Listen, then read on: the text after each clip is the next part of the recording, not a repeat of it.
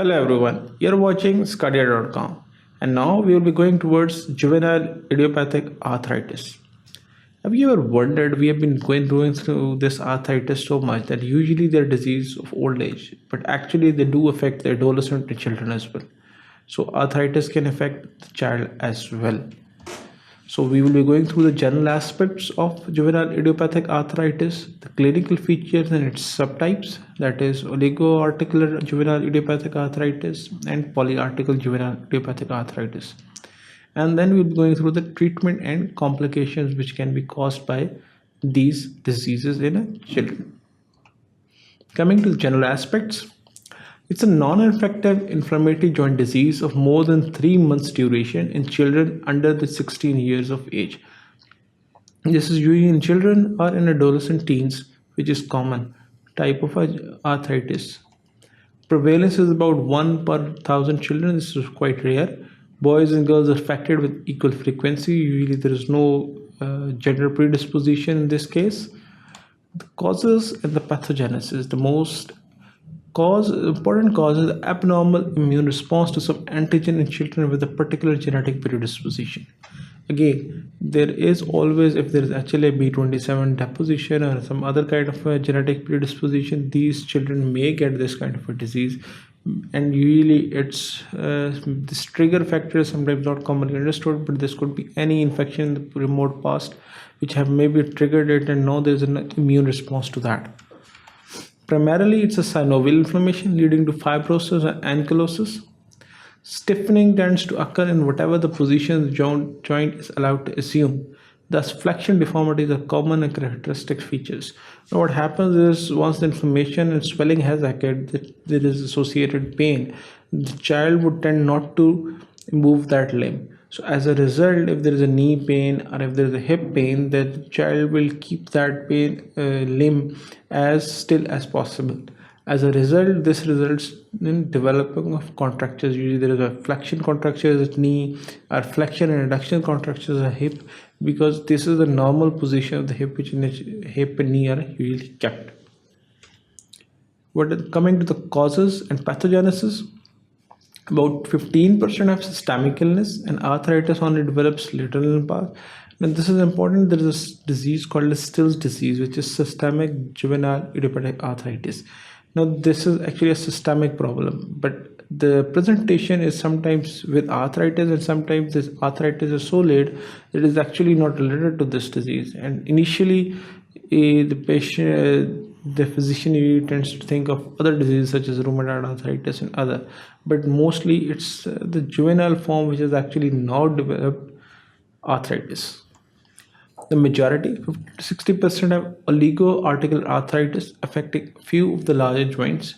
About 10% with polyarticular arthritis, that is most of the joints are involved, and sometimes they closely resemble rheumatoid arthritis, and remaining 5 to 10% develop enthesitis related juvenile idiopathic arthritis.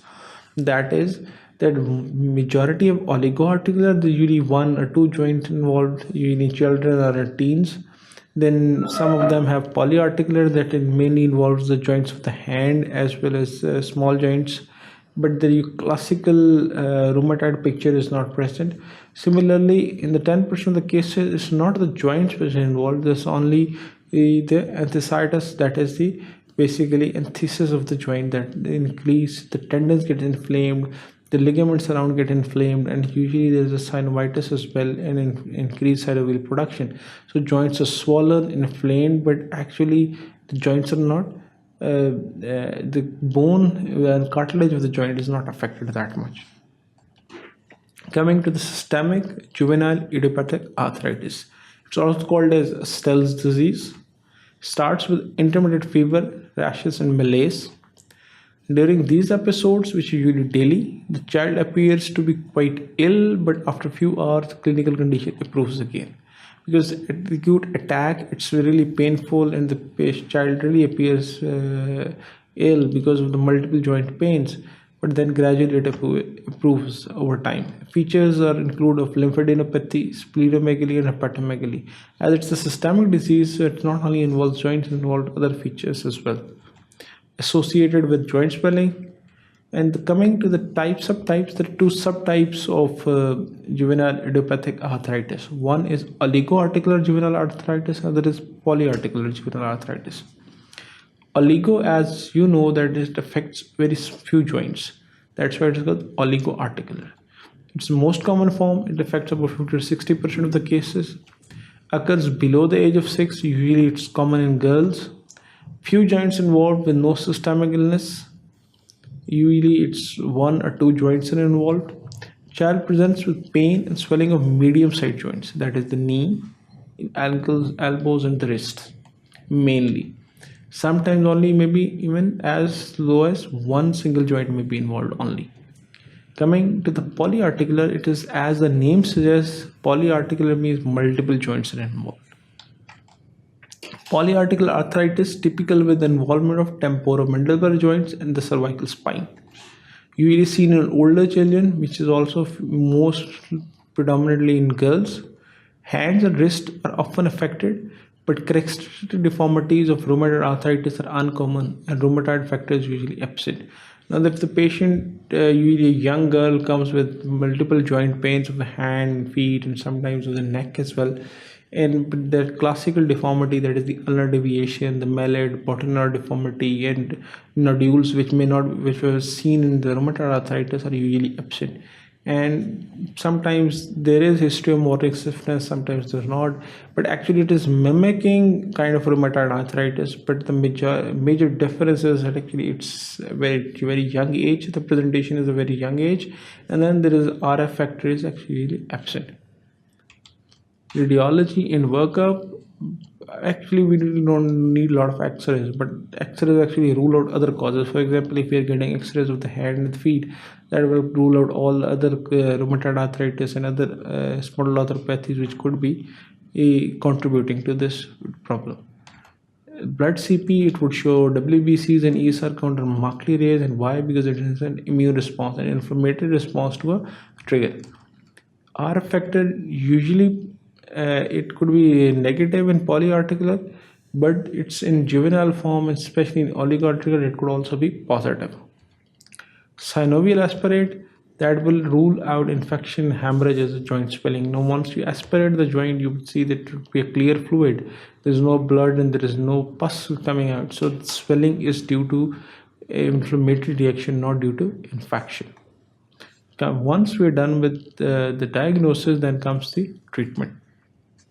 General treatment includes systemic treatment includes use of second line drugs such as hydroxychloroquine, sulfasalazine, and low dose methotrexate. These are also second line DMARDs as well. Use of corticosteroid used for severe systemic disease and for chronic iridiocyclitis unresponsive to topical therapy as well. Now, this is important that there is sometimes overlap of inflammation of iris as well, which may also we should also keep in mind the reiters as well, but sometimes it's not the reiters, it's the juvenile idiopathic arthritis. Severe inflammatory disease treated with its cytokine inhibitors such as anti-TNF therapies. Depending upon we have to use DMARDs and TNF inhibitors and corticosteroids like in rheumatoid. These have to be started.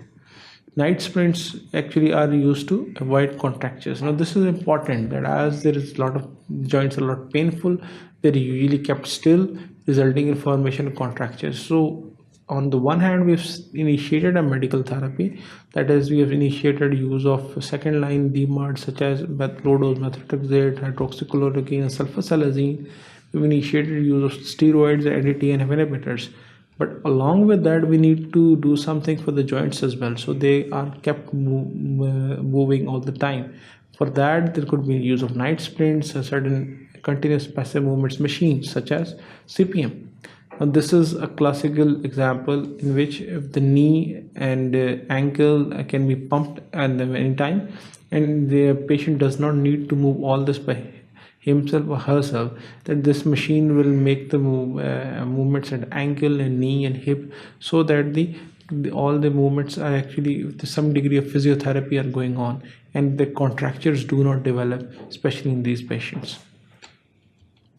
Fixed deformity may need to be correction by serial plasters or a spell in the hospital on a continuous specimen machine.